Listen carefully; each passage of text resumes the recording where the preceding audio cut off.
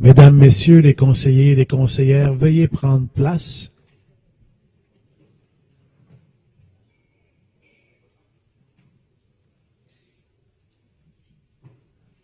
La présidente, Madame Cathy Wong.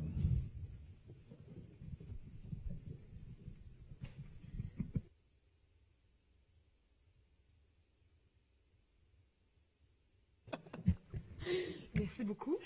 Je vous invite à prendre place. Oui.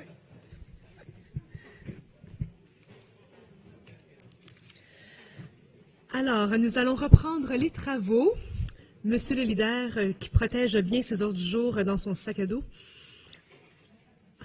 au cas où il y a du vandalisme. Non, au cas où. Au cas où, plein de choses, Madame la Présidente. C'est ça. Tout d'un coup, là, que le leader adjoint de l'opposition voudrait voir mes notes secrètes, là, qui sont cachées avec notre agenda puis nos cartes. Il faut protéger cet ordre du jour. On vous écoute alors. Oui, au chapitre 30, Madame la Présidente. Il nous reste un thème qui est le 30-11 et qui est d'adopter la politique d'attribution, d'utilisation et de renflouement des surplus dégagés de l'exercice 2018. Oui, je suis appuyé par Mme Tullier. C'est quand même, j'allais dire un peu plus loin à ma gauche, comme le veut la tradition, mais on arrive au bout du... Alors, on va de l'autre côté. Merci. Alors, sur le point 30.11. Alors, ce point est adopté, Monsieur le leader. Alors, Madame la Présidente, au chapitre 41, j'ai une série d'avis de motion à donner. Alors, en 41.01, je donne un avis de motion et dépôt d'un règlement autorisant un emprunt de 4 400 000 pour financer les travaux d'aménagement et réaménagement de lieux d'élimination de neige et autres équipements connexes. En 41.02, je donne avis de motion et dépôt d'un règlement autorisant un emprunt de 42 800 000 pour financer les travaux de rénovation à l'Hôtel de Ville de Montréal. En 41.03, je donne avis de motion et dépôt d'un règlement autorisant un emprunt de 5 600 000 pour financer le programme de soutien destiné aux arrondissements pour la mise aux normes d'équipements sportifs supralocaux. En 41.04, je donne avis de motion et dépôt d'un règlement autorisant un emprunt de 11 500 000 pour financer les travaux d'aménagement du domaine public dans le cadre du projet Les bassins du Nouveau Havre. En 41.05, je donne avis de motion et dépôt d'un règlement autorisant un emprunt de 78 500 000 pour financer les travaux d'aménagement du domaine public, ainsi que l'acquisition d'immeubles à des fins de parcs et de places publiques dans le secteur Griffintown. En 41.06, je donne avis de motion et dépôt d'un règlement autorisant un emprunt de 15 millions de dollars pour financer l'acquisition du complexe sportif Saint-Jean-Vianney, situé au 12 630 boulevard Gouin-Est. En 41.07, je donne avis de motion et dépôt d'un règlement modifiant le règlement sur la subvention municipale à la rénovation et à la démolition-reconstruction résidentielle. En 41.08, je donne avis de motion et dépôt d'un règlement modifiant le règlement sur la subvention municipale à la rénovation résidentielle pour la réalisation de travaux ciblés. En 41.09, je donne avis de motion et dépôt d'un règlement modifiant le règlement du Conseil de ville sur la délégation de certains pouvoirs relatifs au réseau de voirie artérielle au Conseil d'arrondissement. Au chapitre 42, Madame la Présidente, je propose de réunir les items 42.01 à 42.05. Et en 42.01, il s'agit de l'adoption d'un règlement modifiant le code d'éthique et de conduite des membres du Conseil de ville et des conseils d'arrondissement. En 42.02, c'est l'adoption d'un règlement sur la fermeture d'une partie résiduelle de la ruelle située dans le nord-est de l'avenue Balzac. En 42.03, c'est l'adoption d'un règlement sur le régime de retraite des contremaîtres de la Ville de Montréal. En 42.04, nous adoptons un règlement autorisant un emprunt de 900 000 afin de financer des projets d'immobilisation réalisés par les arrondissements concernés dans les quartiers Hochelaga, Montréal-Nord et Sainte-Marie. Et en 42.05, nous adoptons un règlement autorisant un emprunt de 73 050 000 pour des travaux généraux de modification et d'addition au réseau municipal de conduits souterrains. Merci, Monsieur le leader. Alors, la parole à Mme Black. Oui, bonjour, Madame la Présidente. En fait, pour une quatrième année, j'interviens en fait sur le 4204. Pour une quatrième année, l'arrondissement remercie la Ville pour son soutien de 300 000 $ via le programme de quartier intégré de la Direction générale adjointe qualité de vie. Ce support permet d'épanouir la vie de quartier au sein d'un milieu qui en a encore tellement de besoins. En fait, ce programme permet de réaliser une multitude d'interventions de verdissement, d'aménagement artistique et culturel qui impliquent les citoyens au cœur de la démarche. Ces interventions sont concentrées dans le secteur nord-est de l'arrondissement de Montréal-Nord et sont planifiées selon les principes de l'urbanisme participatif au cœur de la démarche du corridor vert des 5 écoles et de la planification du secteur nord-est. Laissez-moi vous parler un peu plus de ce beau projet qui est le corridor vert. D'abord, c'est vers 2014-2015 environ qu'il y a plusieurs personnes qui ont regardé une carte et ils ont regardé Montréal-Nord et ils ont vu surtout beaucoup de gris. Et ils ont fait quelques constats vraiment préoccupants, en fait, qui s'intégraient dans tout le reste. Alors, entre autres, la présence de 5 écoles, dont 2 commissions scolaires avec plus de 6 000 élèves qui circulent dans le secteur à tous les matins. Des personnes de 15 ans et plus sans diplôme et ont noté une présence d'environ 33,7 % de personnes comparativement à l'île de Montréal qui est à 18,9 %. Les personnes à faible revenu étaient d'un nombre d'environ 26 220 personnes, soit environ 32,3 % de la population, soit un nombre beaucoup plus élevé comparativement à l'île de Montréal qui est de 24,6 %. Les enfants de moins de 6 ans à faible revenu, 3 210, soit 45,9 % qui compare à l'île de Montréal à 29,3 % et les nouveaux arrivants tout près de 10 % alors que sur l'île, c'est 8,3 %. Au final, et grâce à ce soutien, des murales, une rue piétonne, une joujouthèque extérieure, un marché public, de l'art public, des ateliers de médiation culturelle et bien d'autres projets ont pu être mis au monde en combinant les forces des secteurs publics, institutionnels, communautaires et privés. Sans ce programme, le secteur du Nord-Est n'aurait pas pu autant s'épanouir et offrir une telle qualité de vie à ses citoyens. D'ailleurs, les résultats de 2015 et de 2017 ont été plus que concluants.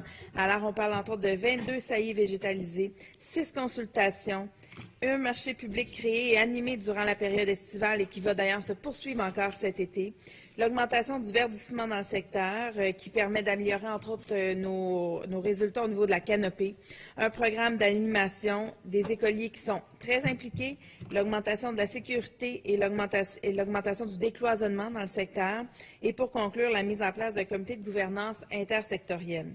De plus, nous avons pu compter sur le soutien de plus de 22 partenaires qui se sont ajoutés en cours de route, dont les 2 commissions scolaires, soit la commission scolaire Pointe-de-l'Île et la commission scolaire anglophone de Montréal, la Banque TD qui a investi d'ailleurs une somme colossale dans les dernières années, Sauverdi, les organismes locaux également qui sont là, incluant le comité de sécurité de suivi en sécurité alimentaire, Parole d'exclus, Panier futé.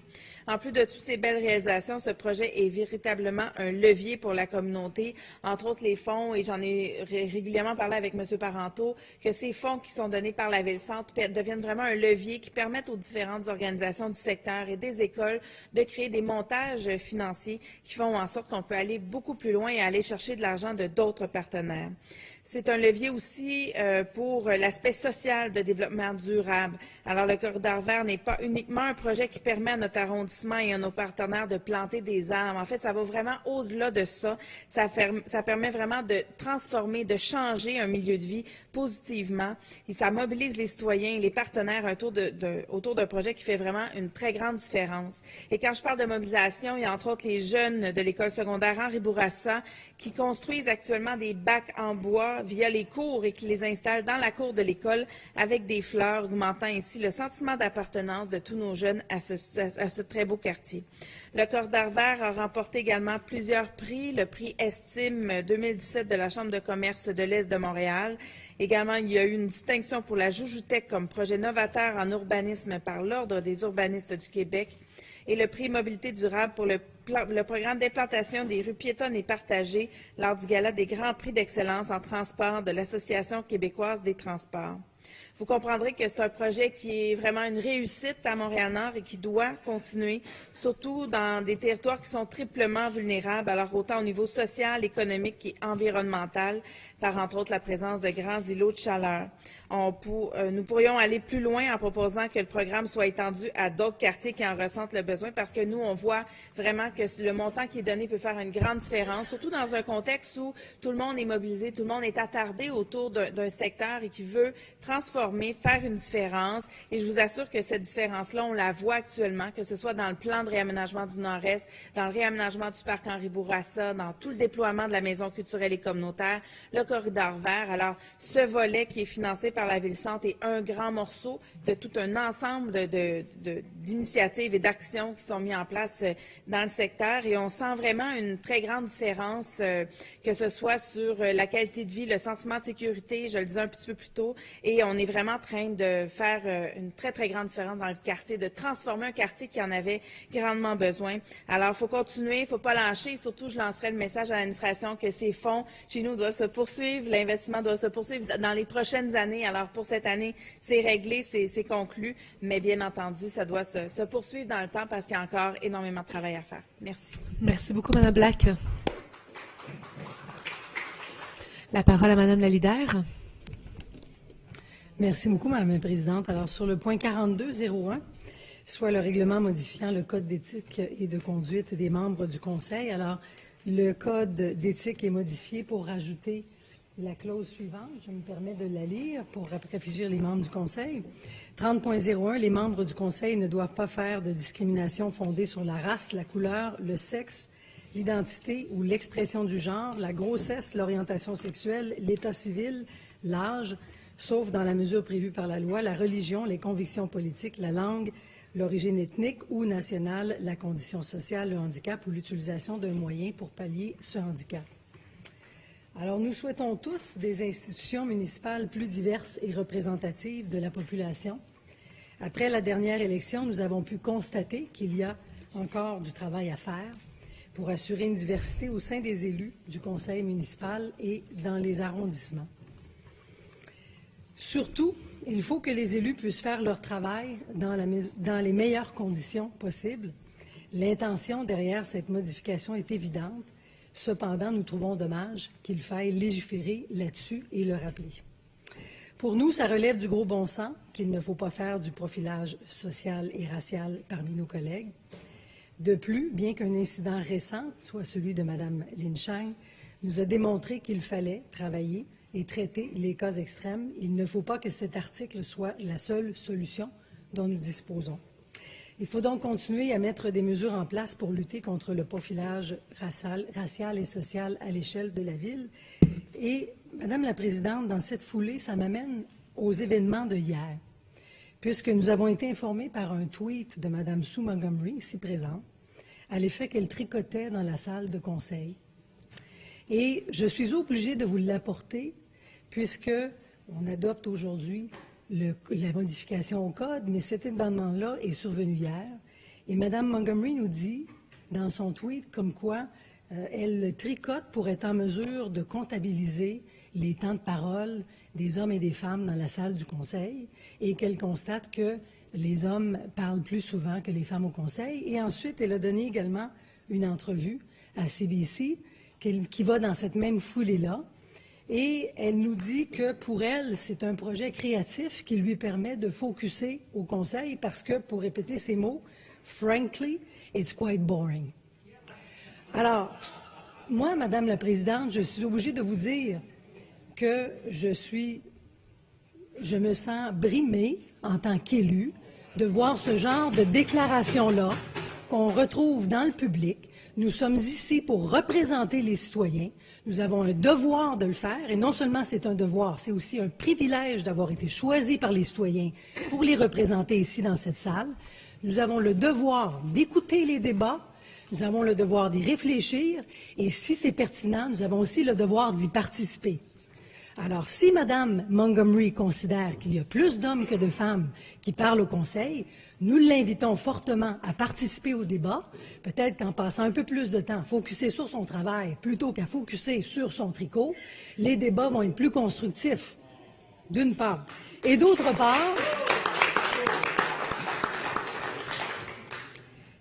part, également, à cette journaliste de CBC, elle dit que les hommes parlent d'une certaine manière et que les femmes parlent d'une autre manière. Elle admet que c'est une généralisation. Bref, s'il avait fallu que ce soit un de nos collègues masculins qui dise de tels propos, j'aurais aimé voir ce qui se serait passé avec ça dans les médias. Alors, on parle ici dans le Code d'un respect, entre autres, sur le sexe. Alors, j'invite notre collègue à en faire autant et d'avoir le décorum qui découle de la fonction qu'on occupe dans le conseil municipal. Ces propos d'hier, autant sur le tweet que la journaliste de CBC, malheureusement rejaillit négativement sur nos travaux au conseil municipal et sur chacun de nous en tant qu'élus. On sait que la population est cynique sur les politiciens. On a continuellement une côte à remonter. Et, Madame la Présidente, ce genre de propos-là qui sont tenus à l'intérieur et à l'extérieur du Conseil n'aidera certainement pas notre cause. Alors, j'inviterai Madame Sue Montgomery à réaliser le privilège qu'elle a d'être mairesse et également de représenter les citoyens en salle du Conseil, qu'elle fasse son travail comme nous le faisons tous. Bravo! Merci, Madame la leader. Monsieur le leader, je vous demanderais peut-être de rester sur le sujet du point 42.01. Oui. C'était Alors, mon je compte but. sur vous pour le faire, Monsieur Limoges, C'était mon but. et de montrer l'exemple. Oui, c'était mon but. Je vais rester sur l'aspect discriminatoire parce que c'est ça qui est un peu par la bande. Je voudrais rappeler qu'il n'y a pas... On peut être en accord ou en désaccord avec le it's boring, mais il n'est pas genré. Et, Madame la Présidente, on se sert de l'adoption du Code d'éthique pour venir blâmer le comportement d'une élue, mais elle aurait recensé les temps de parole des hommes et des femmes sur une feuille Excel, que personne n'en aurait fait cas, là. C'est parce que c'est l'originalité d'un tricot que je sens que ça vient chercher des cordes sensibles. Il y a des institutions, Madame la Présidente, là, j'entends des choses à ma droite. Mais Madame la Présidente, il y a plein d'institutions sérieuses qui payent pour faire ce genre de recherche-là, savoir qui prend les temps de parole le plus. Est-ce que c'est l'analyse différenciée selon les sexes? Des fois, on le fait pour savoir est-ce qu'il y a une participation suffisante des jeunes dans les institutions? Est-ce qu'il y a une participation suffisante des aînés? Alors, c'est le genre d'affaires qui se fait couramment. Je comprends qu'il y a une sensibilité qui a été faite sur la façon dont Mme Montgomery l'a fait. Puis je la laisserai s'expliquer sur le commentaire qu'elle a fait à la suite, mais il n'y a pas de scandale ici. Puis sur le point du code d'éthique, vous dites que ça relève du gros bon sens, puis que ça n'aurait pas dû être, qu'on n'aurait pas dû avoir à l'ajouter. Bien honnêtement, moi je pense qu'on devait l'ajouter, parce qu'on est en 2019, puis c'est pas une excuse que d'avoir rien fait pendant des années, de dire que on ne l'a pas fait parce que ça relevait du gros bon sens incarné là, dans la raison. Je pense qu'on a vu plein d'éléments, on a vu plein de comportements verbaux, de comportements réels dans les dernières années, dans différents milieux qui ont été rapportés par différentes personnalités et par différents médias pour nous dire il est temps d'enchasser ça de manière claire, directe, dans le code de déontologie des élus. Alors voilà. Puis pour le reste, sérieux, je vois pas, je comprends mal le débat qu'on tente de faire aujourd'hui. Comme je vous dis, de comparer les temps de parole des hommes et des femmes est quelque chose que n'importe qui pourrait faire sur sa tablette, là, sans que personne s'en rende compte. C'est de la compilation de données et c'est tout à fait légitime de le faire. Merci beaucoup, Monsieur le leader. Madame Boivin-Roy. Madame la Présidente, j'entends mon collègue à l'effet que ce n'est pas genré, mais je m'excuse. Si vous lisez comme moi, là, the women are much more efficient, stand up, make their point, sit down, she said. Men like to hear themselves talk. What can I say? She admits that this is a generalization. There's a handful of men who take up a lot of space. Je m'excuse, mais si ça, c'est pas genré, je me demande bien qu'est-ce qu'il est. Les hommes qui peuvent prendre du temps de parole ici dans le Conseil, M. Limoges est un homme, M. Doré est un homme, M. Pérez est un homme, qu'est-ce que vous voulez? Il y a aussi les fonctions qui viennent avec le genre. Alors, évidemment, il y a certaines personnes dans le Conseil qui vont parler plus que d'autres. C'est pas une évidence. Alors, Monsieur Limoges, mais je vous rappelle que le point ici porte sur un nouvel élément qui vient de s'ajouter au code d'éthique. Je ne voudrais pas qu'on ait un débat personnalisé sur l'enjeu de Mme Montgomery, mais non, je vous regarde les deux, mais j'aimerais qu'on puisse rester sur le contenu du point, là. Monsieur le chef de l'opposition. Merci, Madame la Présidente. Évidemment, nous appuyons l'amendement.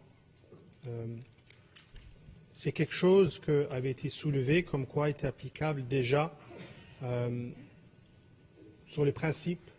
Et là, on vient l'actualiser avec le code déontologique, on en donne une obligation propre. On peut débattre si on devrait l'avoir ou on ne devrait pas l'avoir en 2019, si c'est du gros bon sens ou non. Il y a une nécessité de l'avoir. Peu importe si on devrait ou on ne devrait pas, je pense qu'on peut tous reconnaître que c'est triste qu'on a besoin de créer un code déontologique afin de s'assurer que les élus s'assurent qu'ils ne parlent pas d'une façon discriminatoire. Je pense qu'on peut reconnaître cela, que peut-être dans le passé, peut-être oui, peut-être non, mais je pense que ça fait partie de l'évolution et ça fait partie des enjeux sur le fait que, malheureusement, il y a eu des cas d'instance dans le passé, comme quoi c'est un rappel à l'ordre. Et je pense qu'il faut également voir un peu de sagesse dans la proposition qui a été faite, notamment avec la collaboration de Maître Lalonde, conseiller à l'éthique, comme quoi on ne veut pas absolument bâillonner tout discours. C'est clair que le risque de, un certain sens, réglementer cet enjeu-là, c'est le fait qu'on prend le risque de éviter qu'on ait des débats publics, qu'un élu ou une élue va s'auto-censurer sur des enjeux qui, des fois, portent à la controverse. Alors, je pense que le fait qu'il y ait, si vous voulez, une clause d'exception, dans le sens que, sauf que, dans la mesure, et là, ça sera à l'élu de pouvoir justifier si ça rentre à l'intérieur de ces cas-là. Je ne veux pas m'attarder, comme vous dites, mais je pense qu'on ne peut pas ignorer l'enjeu parce que, justement, on parle de cet enjeu-là. On parle de un enjeu où est-ce qu'on veut ou on ne veut pas donner un sens à cela. J'entends mon collègue qui, d'après ce que je comprends, veut banaliser l'incident dont il a fait référence. Moi, je pense que c'est une opportunité à tout le monde de prendre peut-être une opportunité de réflexion pour justement mesurer nos paroles. Imaginez si des propos dans ce genre-là avaient été faits par un homme, comme l'a mentionné ma collègue, Mme Boisvarois. Je ne pense pas qu'on aurait banalisé ça. Je pense que ça aurait été aller beaucoup plus loin. Moi, je pense que ça mérite réflexion. Ça mérite réflexion sur cet enjeu-là. Et je pense qu'il faut comprendre les rôles. On peut calculer autant qu'on veut. Ça, on est libre. C'est les conclusions dont on déduit. C'est ça le principal. Et si ça va vers la généralisation, il y a un risque. Et ça, il faut faire attention. Ce n'est pas parce que certaines personnes qui ont des rôles, qui parlent beaucoup, qu'automatiquement, on doit faire une référence au genre. C'est ça la base même du principe et de l'article. On veut éviter ce genre de choses. Alors, moi, je soumets, c'est une opportunité de réflexion afin d'éviter des dérivés. Merci. Merci beaucoup, Monsieur le chef de l'opposition. Monsieur le leader. Madame la Présidente, je voudrais juste conclure sur une seule phrase. Je n'essaie pas de banaliser un incident. De notre point de vue, c'est un incident banal. Merci, Monsieur le leader. Je vais peut-être profiter de ce point-là pour faire quelques mises à jour par rapport aux travaux de la Commission de la Présidence, parce qu'en effet, il y a des choses qui sont mentionnées et qui ne sont pas totalement fausses. Premièrement, la recommandation de cet amendement à la Commission de la Présidence, on a travaillé là-dessus parce que c'est une recommandation qui venait de la Commission du développement social qui avait fait à l'époque, il y a environ 3 ans, des consultations publiques sur le profilage racial. Et c'était une des recommandations qui était ressortie il y a 3 ans et qui relevait finalement de la Commission de la Présidence. Et donc, c'est pour cette raison qu'on a décidé de se pencher sur cet enjeu-là et de proposer, en fait, cet amendement-là.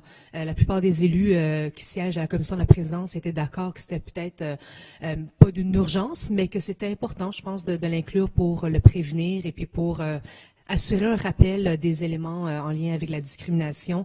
Mais dans tous les cas, je pense que c'est important que le débat ici demeure sur l'ajout sur l'amendement et non pas sur la personnalisation d'un fait qui est arrivé ou pas aujourd'hui. Également, sur tout ce qui touche le décorum, je pense que je vais profiter du moment pour faire un petit rappel. En effet, il y a un décorum à respecter ici.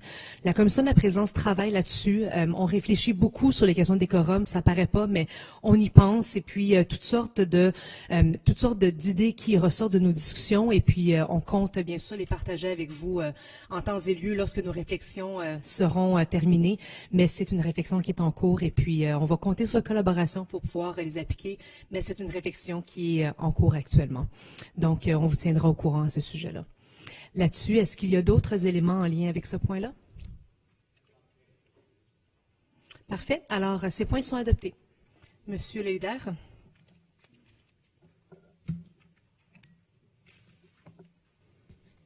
Madame la Présidente, un seul item restant au chapitre 42, et c'est le 4206, qui est l'adoption d'un règlement autorisant un emprunt de 10 038 000 $ pour financer les travaux de réaménagement des abords de l'Hôtel de Ville de Montréal. Merci. Donc, c'est adopté. Monsieur le leader. Au chapitre 43, Madame la Présidente, il y a un avis de motion, dépôt et adoption à la fois d'un projet de règlement intitulé « Règlement modifiant le plan d'urbanisme de la Ville de Montréal afin de modifier la liste des bâtiments d'intérêt patrimonial et architectural hors secteur de valeur exceptionnelle de l'arrondissement de Ville-Marie par le retrait dans la liste des habitations du bâtiment portant le numéro 330 rue Christin. » Merci, Monsieur le leader. Et c'est adopté. Ah, c'est un avis de motion. Et adoption. Ah ben oui, et adoption. Alors, c'est adopté. Au chapitre 46 des toponymies, 4601, on nomme les rues Félicité-Lorrain et Louise-Major dans l'arrondissement de l'Île-Bizarre-Sainte-Geneviève. C'est adopté. Au chapitre 51, en 5101, ce sont des nominations au comité Jacques Vigée. Et il est proposé par moi-même, appuyé par M.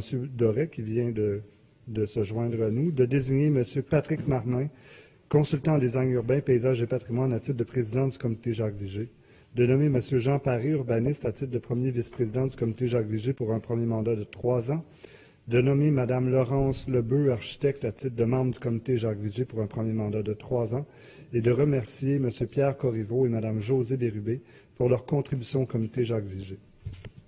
Merci, Monsieur le leader. C'est adopté.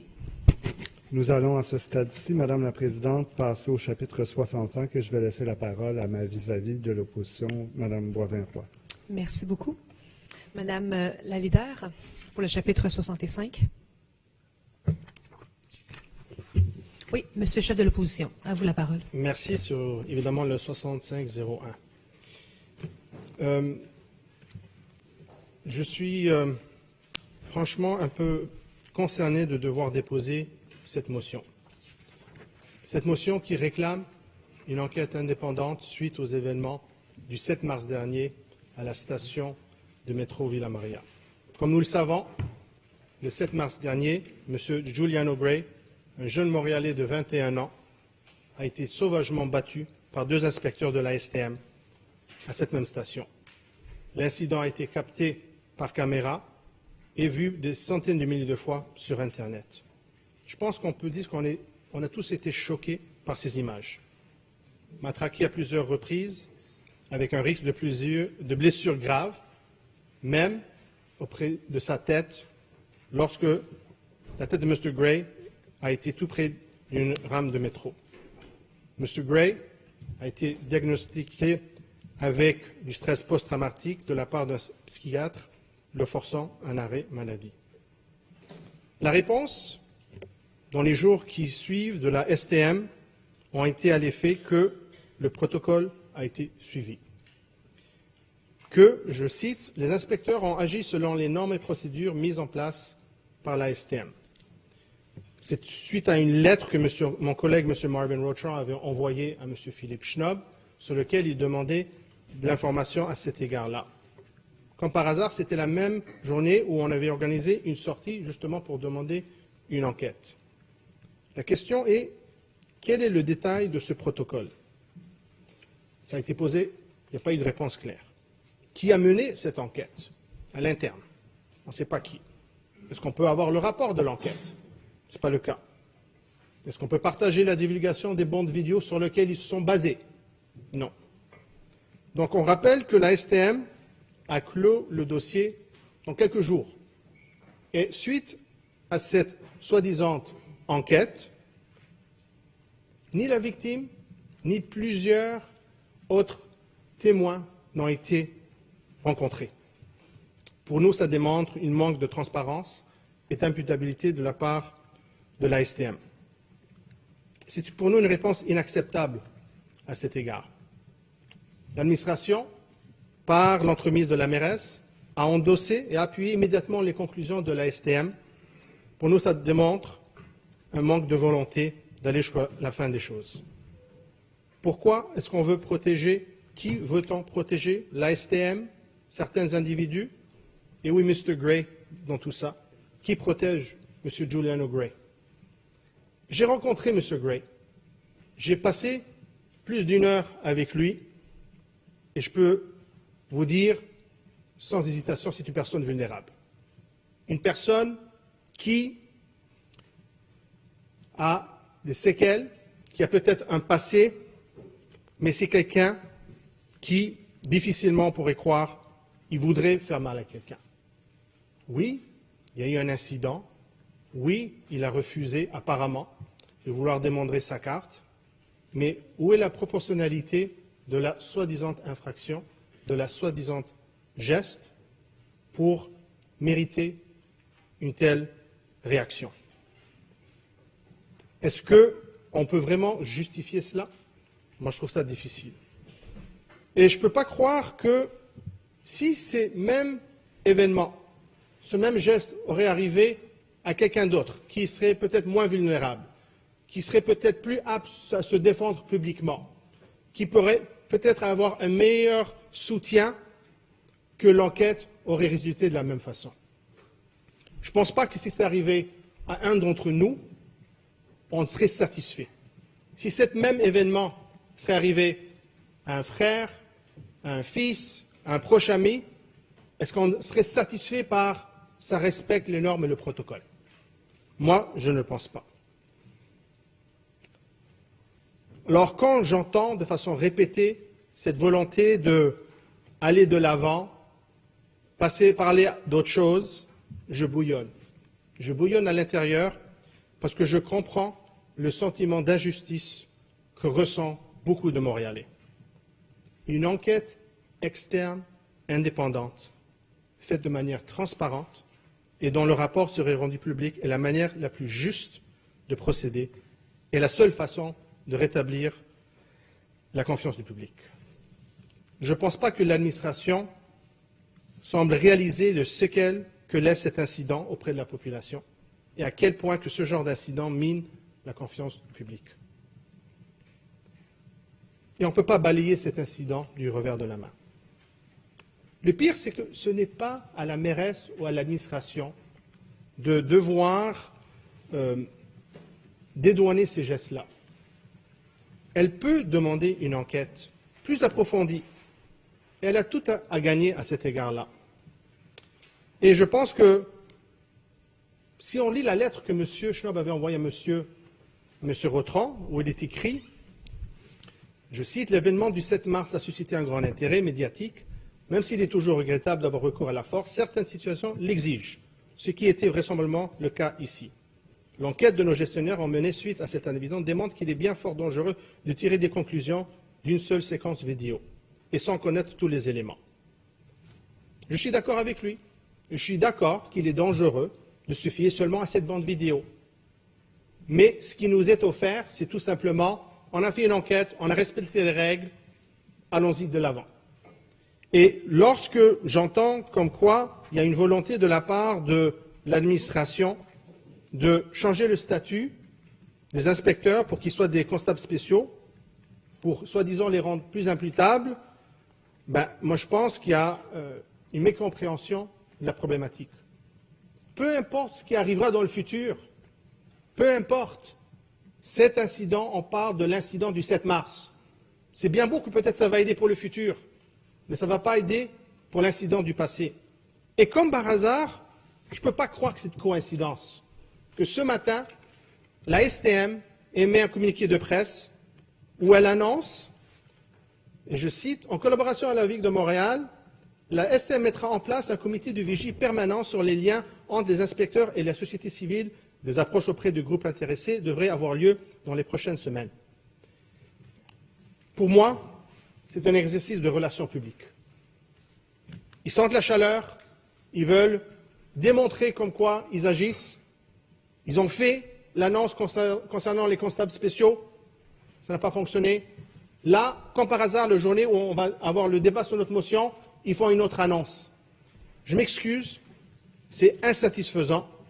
Et la seule façon de pouvoir remédier, c'est une enquête indépendante et impartiale. Je demande l'appui de ce Conseil. Merci. Merci beaucoup, Monsieur le chef de l'opposition. Monsieur de Souza.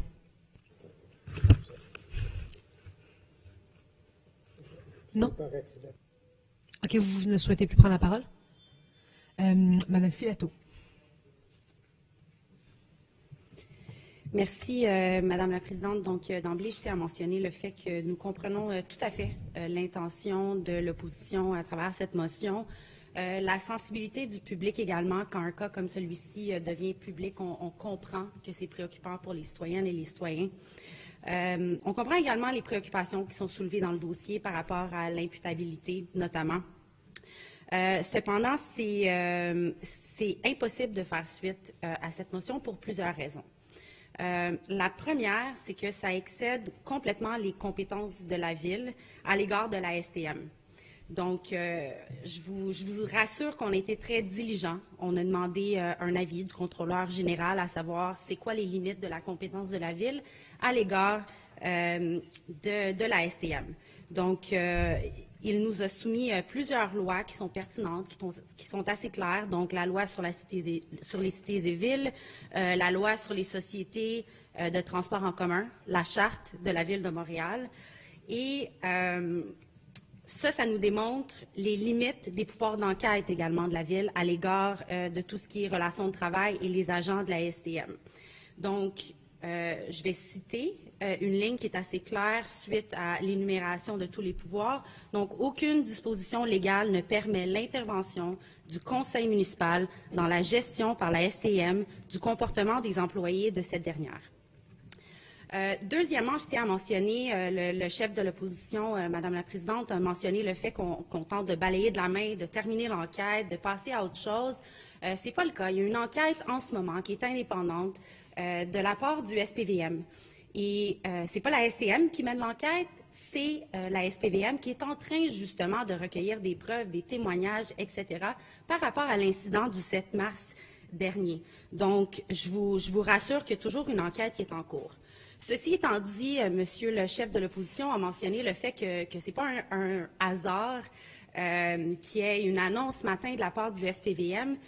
Non, effectivement, ce n'est pas un hasard. Quand je dis qu'on est réellement préoccupé comme administration, c'était important pour nous de faire un suivi de la situation et également de parler du futur. On ne peut pas parler uniquement au cas par cas dans des situations qui sont préoccupantes.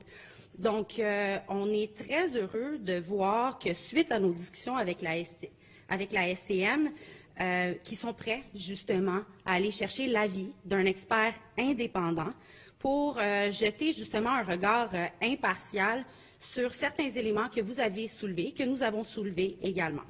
Donc, nous savons tous et toutes ici que la STM est autonome et je pense que nous devons saluer quand même le fait qu'il y a une réflexion de la part de la STM par rapport à un changement de statut à un statut de constable spécial. Et ça, c'est vraiment dans le but d'améliorer l'imputabilité de ces agents, mais aussi pour leur donner des outils supplémentaires. Donc, sur des enjeux qui nous préoccupent tous, que l'on parle de harcèlement sexuel dans le métro, par exemple.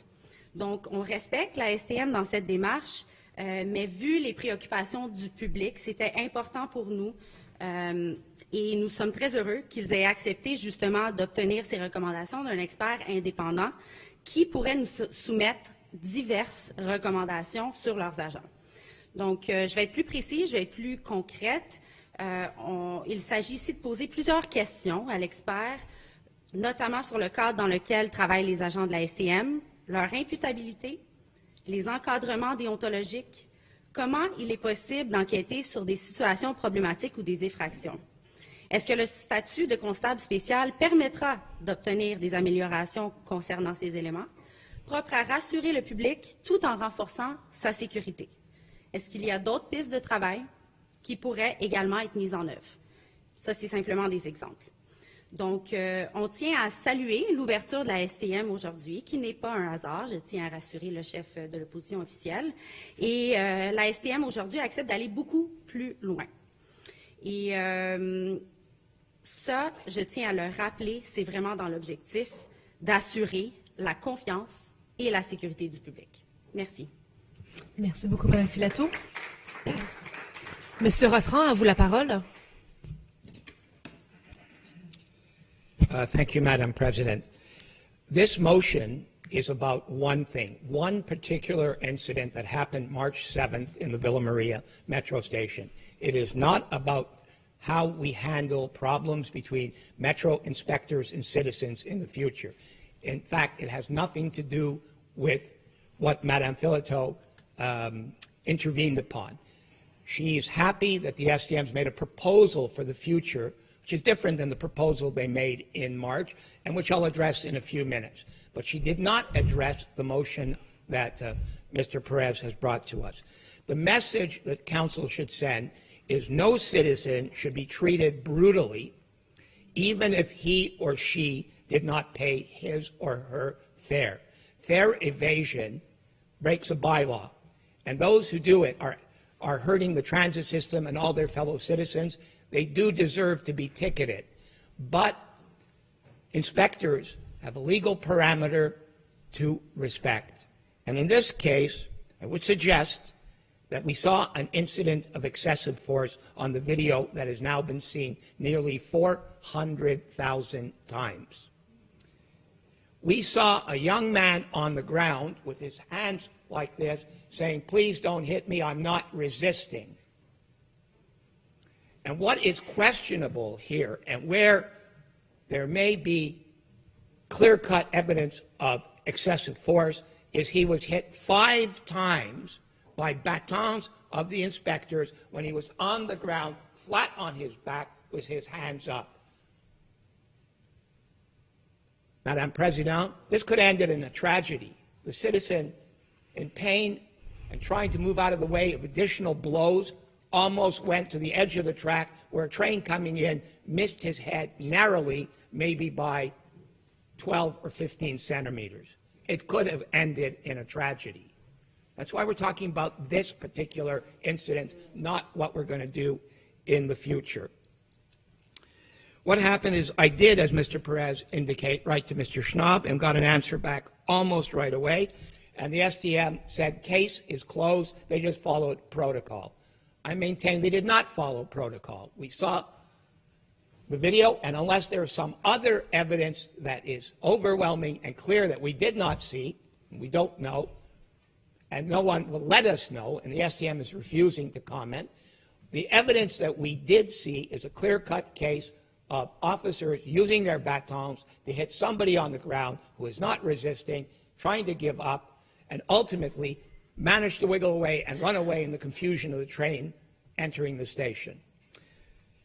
Not only did we not get to know why the STM so quickly closed the case, the mayor of Montreal rubber-stamped it, said they did the right thing, there's nothing more to be said about this. I'm sorry, there's a lot to be said about this. This is an issue that will not go away. And do you know why? It's because Montrealers have seen this video. They don't believe the official story. This story chips away at the credibility of the STM. The STM has a responsibility transporting Montrealers in all safety and security. They also have the authority to assure that Montrealers follow the rules, but they must do so in a lawful way. And Montrealers here are not convinced this is professional policing that they saw. By the way, I recently met with a Washington police officer. I won't mention his name, but he told me that the video we saw was shown to them as an example of what not to do of poor policing.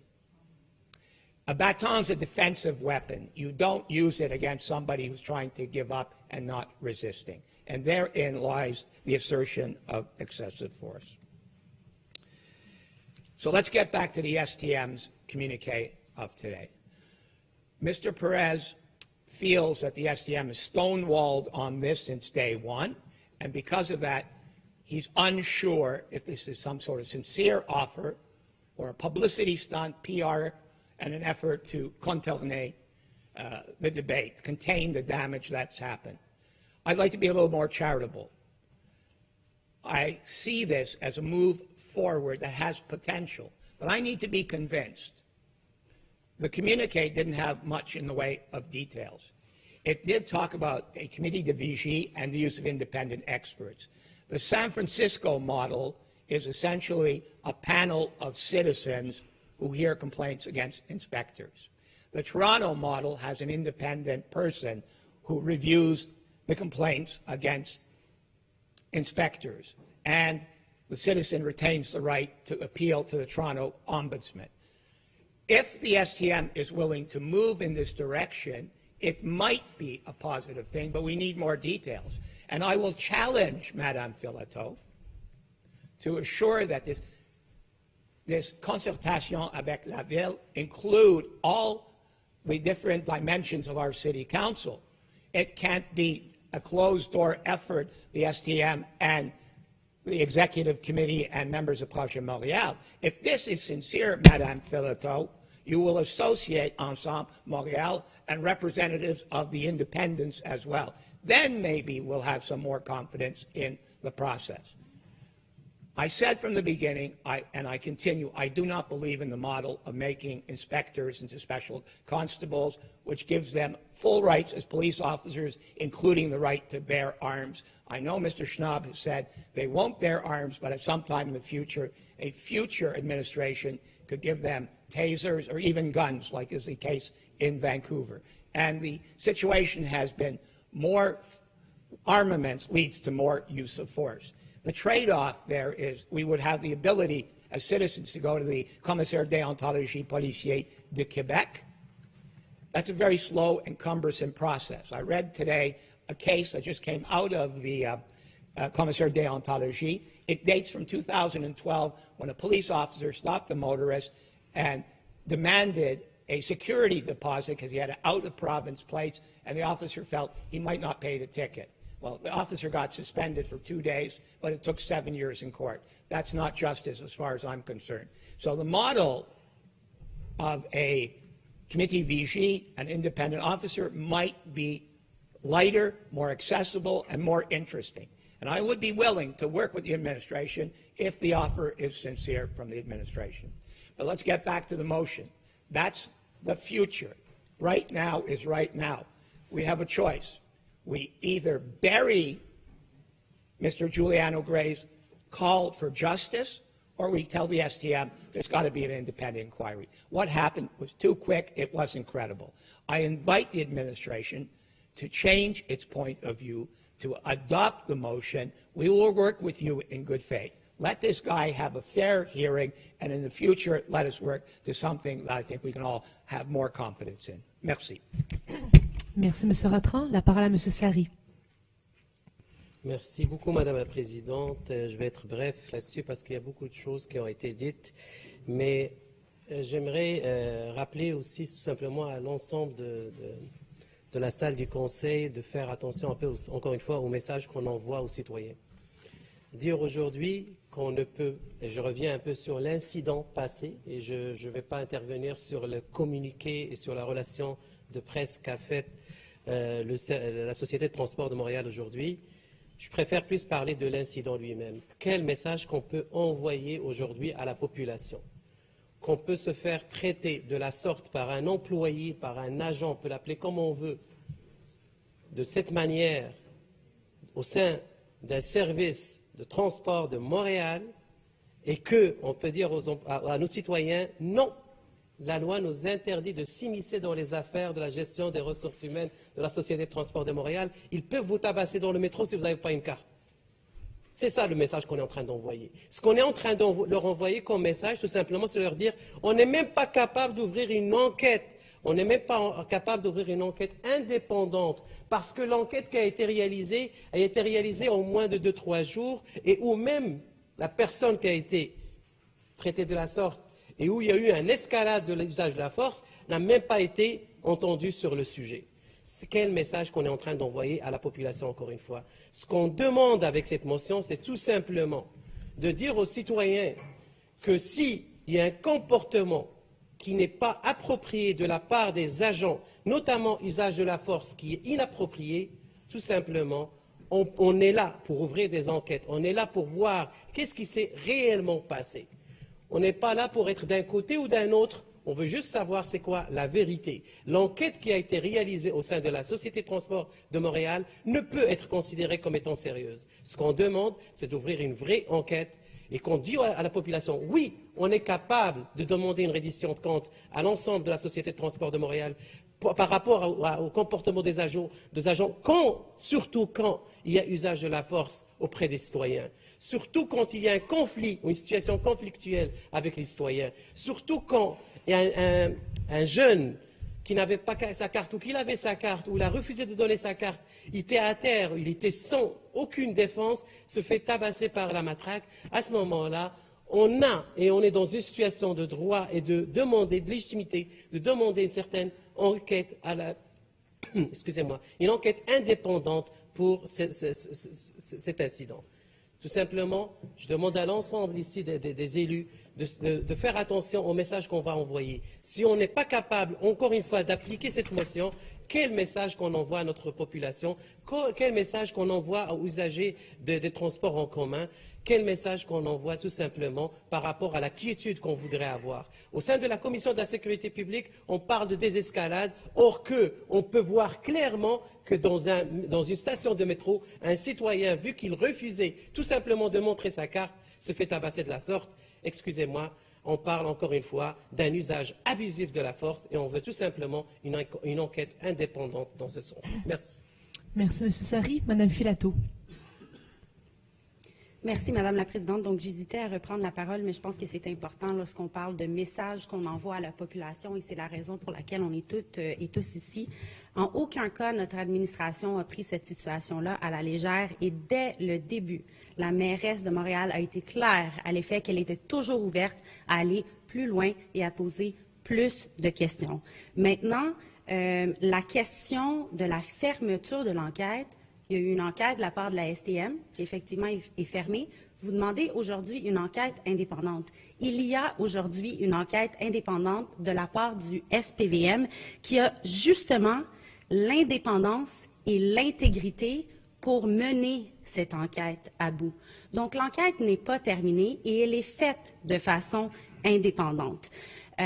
Si j'ai parlé du futur et du communiqué qui est sorti de la part de la STM, c'est parce que monsieur le chef de l'opposition a soulevé cette question-là. Et je pense que c'est important aussi, lorsqu'on parle d'intégrité et d'imputabilité, de parler du futur. On ne veut pas gérer toutes les situations au cas par cas, comme ce n'est pas aux élus de déterminer s'il y a eu usage de force excessif ou non. Effectivement, ça doit être mené de façon indépendante et c'est ce que le SPVM fait en ce moment. Merci.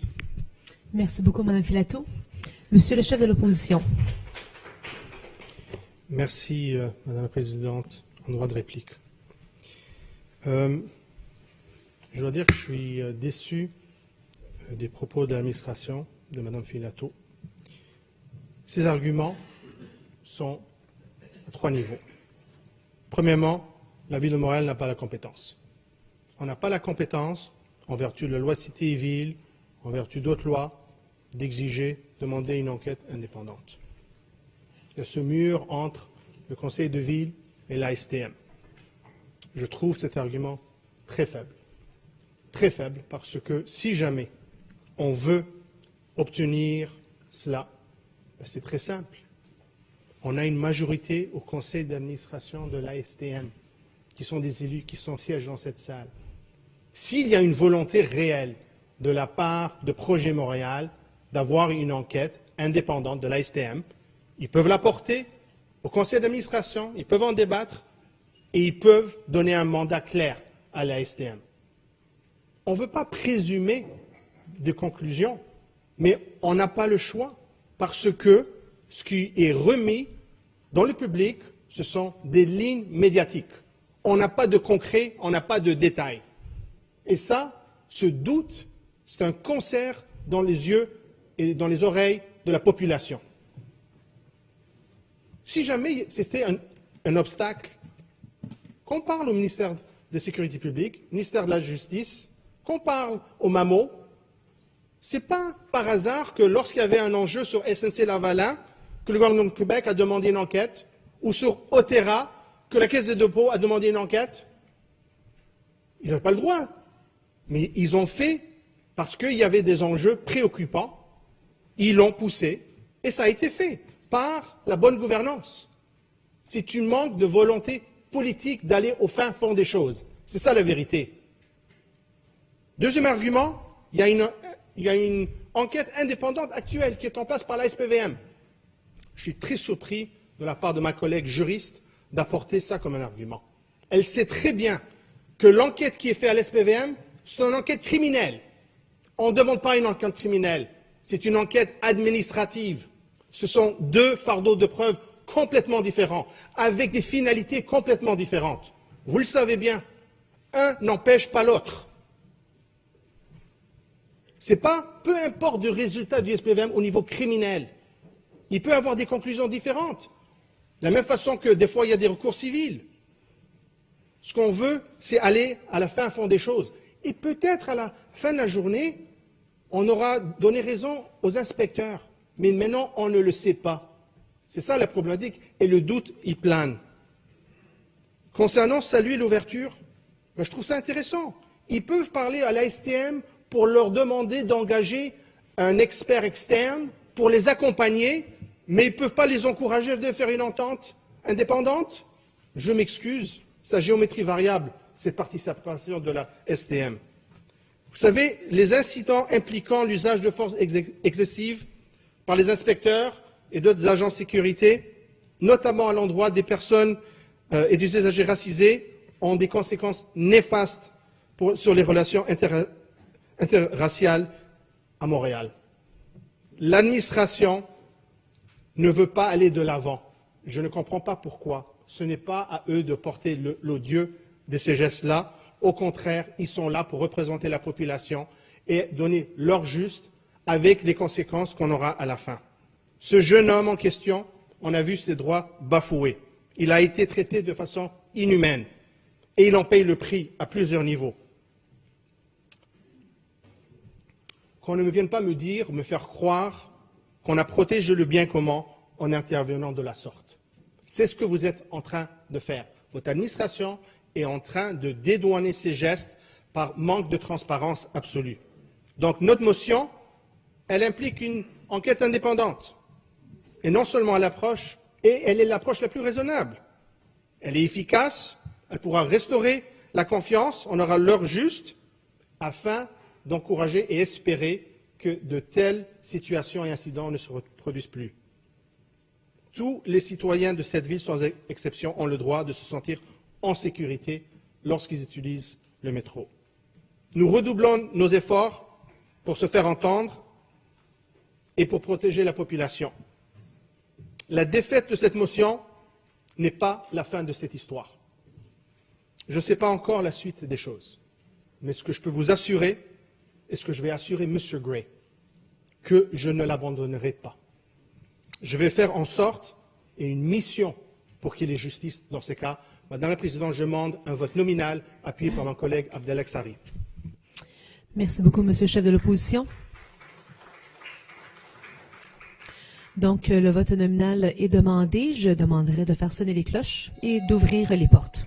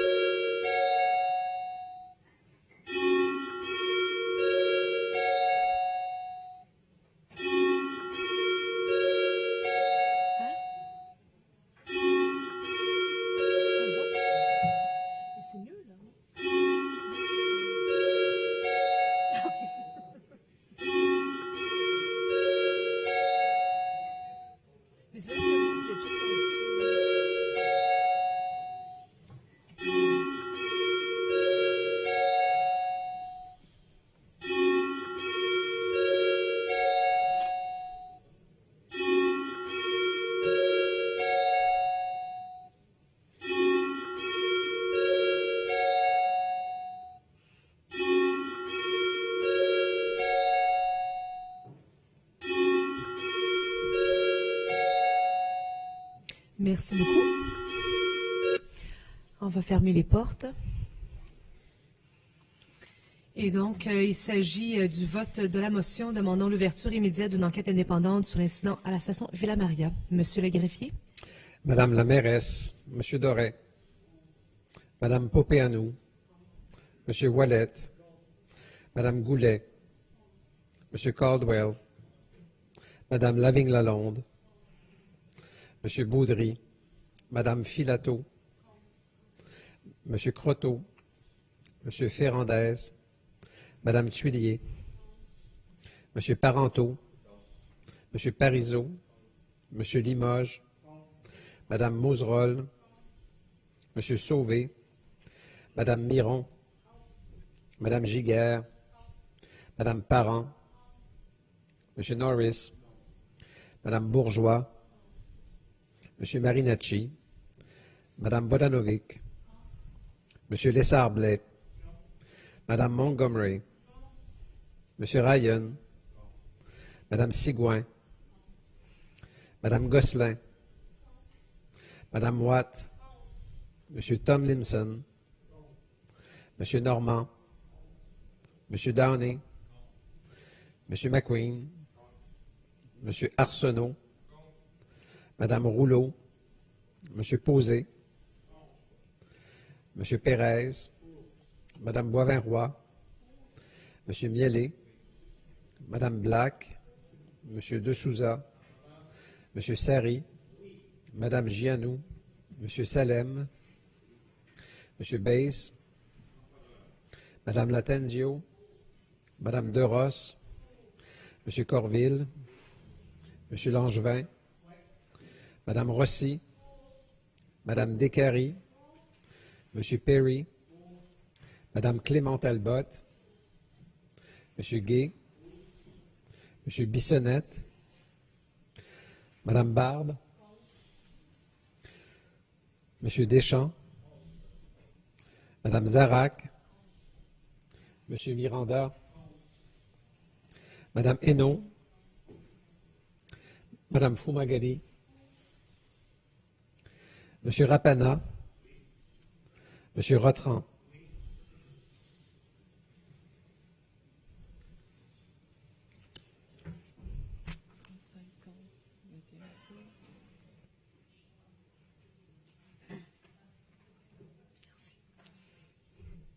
Pour 21 contre 36, la motion est rejetée. Ce qui nous amène au prochain point, 65.02. Ah oui, excusez-moi, on va ouvrir les portes. Merci, Monsieur Lider.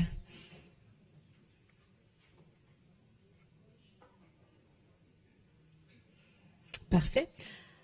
Monsieur Mielet, à vous la parole. Merci, Madame la Présidente. Alors, sur l'item 6502, soit la motion pour favoriser le paiement rapide des contraventions, c'est une initiative fort simple à comprendre et surtout qui demande une meilleure efficience et afin que nous puissions concerter un avantage pour le citoyen, mais qui en même temps, nous allège notre système judiciaire, entre autres, et peut nous faire économiser des coûts. Lorsque l'on prend en considération, Madame la Présidente, que dans notre budget 2019, nous budgétisons donc 187 millions en revenus de constats d'infraction en matière de circulation de stationnement, lorsque l'on considère qu'il n'y a pas moins d'un 1,1 million de constats d'infraction de stationnement par année, et que de ce 1,1 million de constats d'infraction, il y a 44,2% de ces constats qui, en 2018, n'ont pas été payés à l'intérieur des 30 jours. Alors, on sait, si jamais on prend un constat d'infraction, on a 30 jours pour le payer et automatiquement, la Ville, sans aucun frais additionnel, la Ville va envoyer un rappel. Le rappel occasionne, sans l'ombre d'un doute, des frais de production, mais des frais d'envoi postaux également, qui peuvent se chiffrer à des centaines et des centaines de milliers de dollars si l'on considère que, de facto, en 2018, il a été envoyé à près de 500 000 constats d'infraction. Donc, faites le calcul, à quelques dollars par frais pour chacun de ces constats, on peut présumer que ça n'en coûte facilement près de plus d'1 million de dollars. Alors, ce que l'on dit, Monsieur le Président, c'est que l'on veut augmenter le taux de paiement, le ratio du nombre de contrevenants qui paient leur constat d'infraction à l'intérieur de ce délai de 30 jours et pourquoi pas même en deçà, afin justement d'éviter d'occasionner à la Ville les frais de rappel.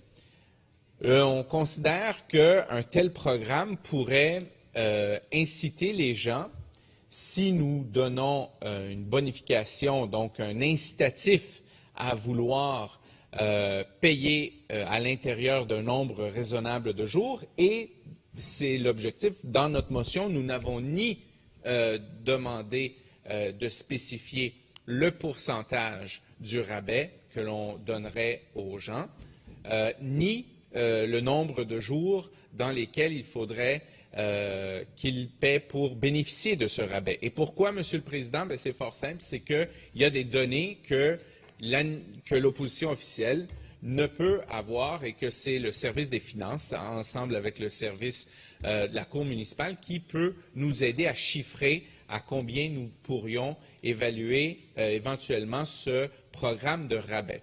Mais prenons l'exemple qu'un constat, parce que l'on sait, maintenant les constats d'infraction sont passés pour le stationnement à 78 $ depuis le dernier conseil municipal. Alors on pourrait dire que si le constat était payé à l'intérieur de, disons, 5 jours, on pourrait payer disons, 50 $ au lieu de 78. On donne peut-être un rabais, oui, aux contrevenants. Par contre, on s'assure d'encaisser et peut-être de minimiser les chances que cette personne considère de contester le constat d'infraction. Donc, on pourrait également bénéficier d'une baisse de coûts et un allègement du nombre de constats qui seraient contestés. Pourquoi? Parce que l'on sait également que en 2018, ce ne sont pas moins que le 19,1% sont demeurés impayés en 2018. Donc, près du cinquième des 1,1 million de constats qui ont été émis en 2018. Monsieur le Président, c'est un système, c'est un programme qui fonctionne dans d'autres villes, si bien que certaines villes l'ont entamé et ensuite ont pu même retirer le programme de bonification et de rabais. Pourquoi? Parce que les gens avaient pris l'habitude de payer à l'intérieur des 30 jours. Donc, on n'est pas ici en train de donner, on est en train de se donner un propre service, de se faire service à nous-mêmes afin qu'on puisse économiser et surtout être plus efficient. Ce que je tiens à dire, Monsieur le Président, c'est que l'administration peut bien nous répondre que présentement, le cadre législatif ne nous permettrait pas de le faire. Ce que l'on demande dans cette motion, et notre motion est fort simple et claire en même temps, c'est que la Ville de Montréal mette en place un programme de paiement rapide rabais dont les modalités seront à déterminer. Donc, ne venez pas nous répondre que le cadre actuel, on le sait très bien que le cadre actuel actuellement, on n'a pas le programme en place. C'est justement ce qu'on demande. On demande de le mettre en place et les modalités suivront.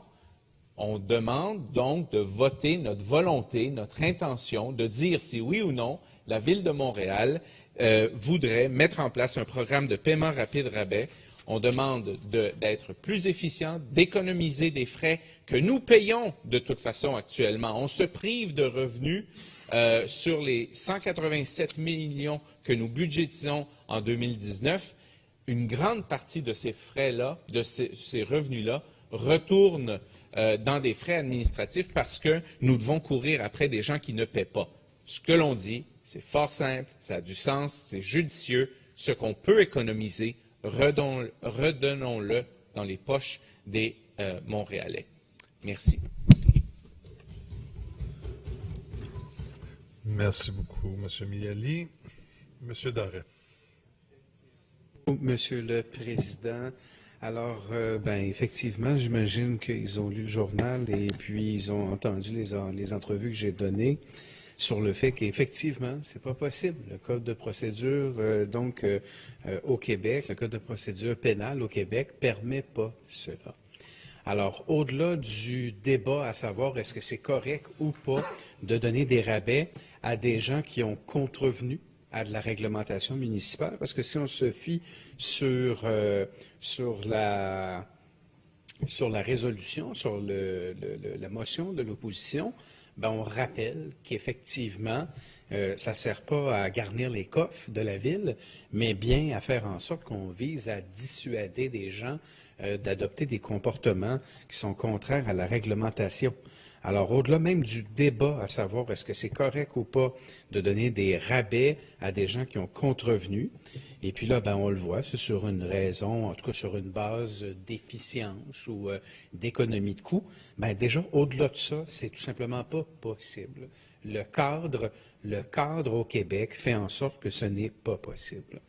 Dans les autres provinces, ils ont d'autres codes de procédure pénale. Ils ont d'autres cadres, donc juridiques. C'est pas le nôtre. Le nôtre ici fait en sorte que c'est lorsqu'il y a transmission du paiement qui fait en sorte que vous avez donc plaidé coupable ou non coupable. Ce sont les articles 163 et 165 du Code de procédure pénale qui mentionnent que si vous faites le paiement au complet, vous êtes donc reconnu coupable. C'est votre avis de culpabilité. Vous dites, parfait, c'est correct. Et si vous ne le faites pas au complet, si vous envoyez un montant, disons une partie du montant, vous ne vous acquittez pas, le Code de procédure pénale du Québec, lui, dit, il mentionne que vous avez donc fait un avis de non-culpabilité. Alors, le Code de procédure pénale, il est clair et c'est strict, c'est pas possible. Alors, notre administration va demander à l'ensemble des membres de ce Conseil de rejeter la motion de l'opposition, justement, et de faire en sorte qu'on ne puisse pas aller de l'avant avec ça. Je répète en terminant que notre administration, lorsqu'elle a augmenté les coûts des contraventions, l'a fait dans une optique de réduire les comportements qui sont contraires à la réglementation municipale.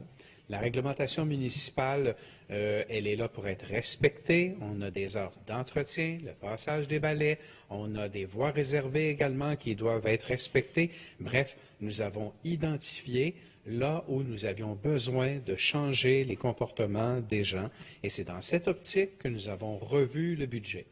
Alors, pour moi, c'est très clair que ce qui est demandé par l'opposition officielle n'est pas possible et je réitère que les contraventions, on a juste à les regarder année après année, les sommes qui sont récoltées, on voit que ça ne sert pas à faire en sorte d'aller chercher dans les poches des contribuables pour balancer un budget. Ça se voit, année après année, les cibles ne sont pas atteintes. Merci beaucoup, M. Darret. Monsieur le chef de l'opposition. Merci, Monsieur le Président. Je vais être très bref. J'ai entendu M. Doré sur l'aspect légal. Je ne vais pas rentrer dans un débat juridique. Je comprends la position des services du contentieux. Je peux vous dire qu'on a exploré cet enjeu-là. Présentement, dans le Code de procédure pénale, il n'y a rien qui l'empêche. C'est une question d'interprétation sur la jurisprudence, notamment est-ce qu'on peut aller plus loin ou non. C'est une question de voir jusqu'à où est-ce que la Ville puisse agir, est-ce qu'ils ont besoin d'avoir le mandat formel. Mais hormis cette question-là, présumant que ce n'est pas le cas. C'est une question de vouloir démontrer ce que oui, on veut ou non on veut aller de l'avant. C'est le même argument qu'on a entendu sur la première motion. On n'a pas le droit, donc on ne va pas le faire. Je m'excuse, c'est une opportunité de pouvoir aller de l'avant et faire plus. C'est ça ce qu'on essaie de faire, de pousser les enjeux dans le bien-être des citoyens. Merci. Merci, Monsieur le chef de l'opposition. Monsieur Miele. Et en réplique, Monsieur le Président, je ne crois pas que le président du comité exécutif, qu'il ait un manque d'ambition.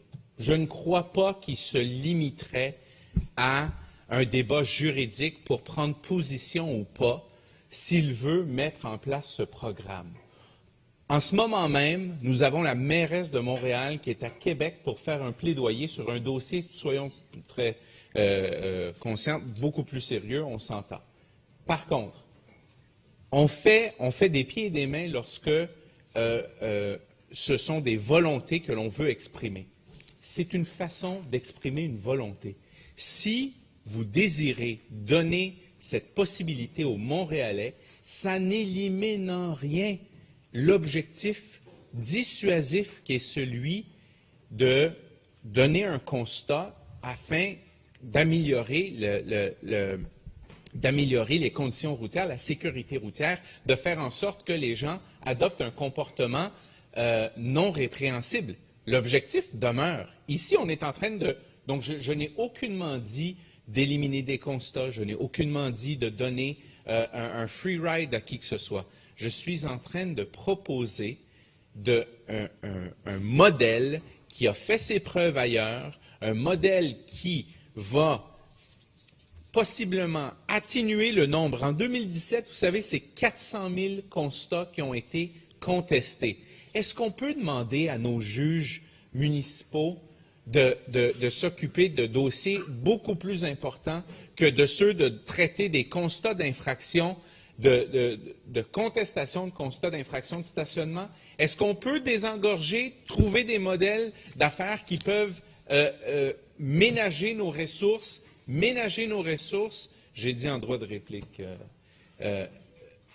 ménager nos ressources, désengorger notre système judiciaire et pourquoi pas ce qu'on sauve, on pourrait le redonner aux Montréalais qui ont été trouvés en infraction.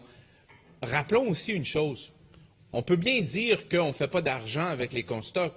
J'aimerais voir un budget, moi, en 2019, si on n'avait pas le 187 millions qui avait été budgétisé. Il me semble que ça ferait un trou pas mal important, 187 millions. Hein?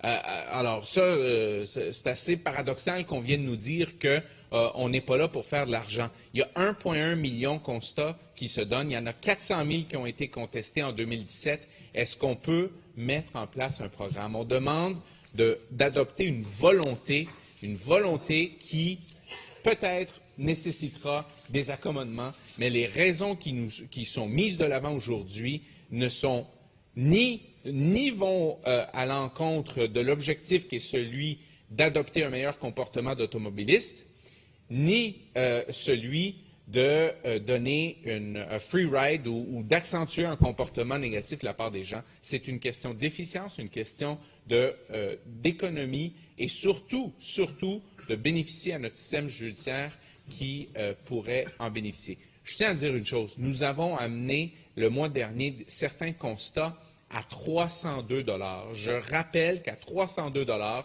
avec une économie, un rabais qui pourrait être donné, bien, peut-être que quelqu'un pourrait dire, OK, au lieu de le contester, bien, je vais le payer, puis on en bénéficierait tous, parce que les objectifs auraient été atteints. On aurait assuré que quelqu'un adopte un meilleur comportement, plus sécuritaire pour tout le monde lorsque la sécurité est en jeu, et surtout, nous aurions diminué le ratio de constats contestés et augmenter le ratio des constats payés en temps opportun. Merci, Monsieur le Président. Merci beaucoup, M. Miele.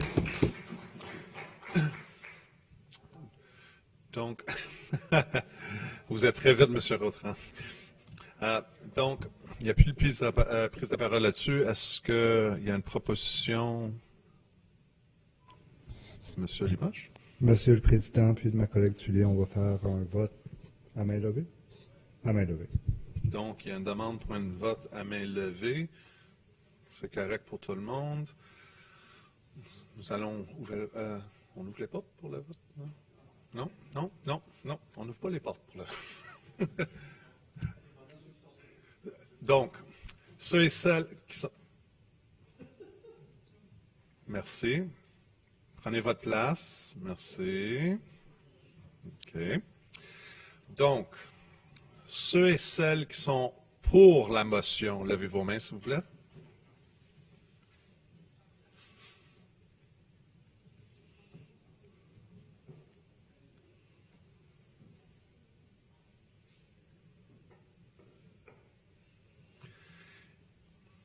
Merci. Et ceux et celles qui sont contre.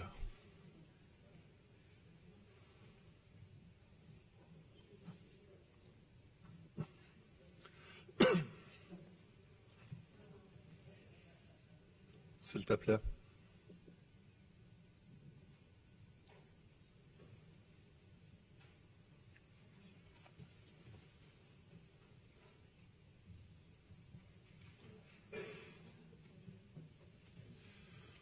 Donc, pour 22, contre 31, la motion est battue.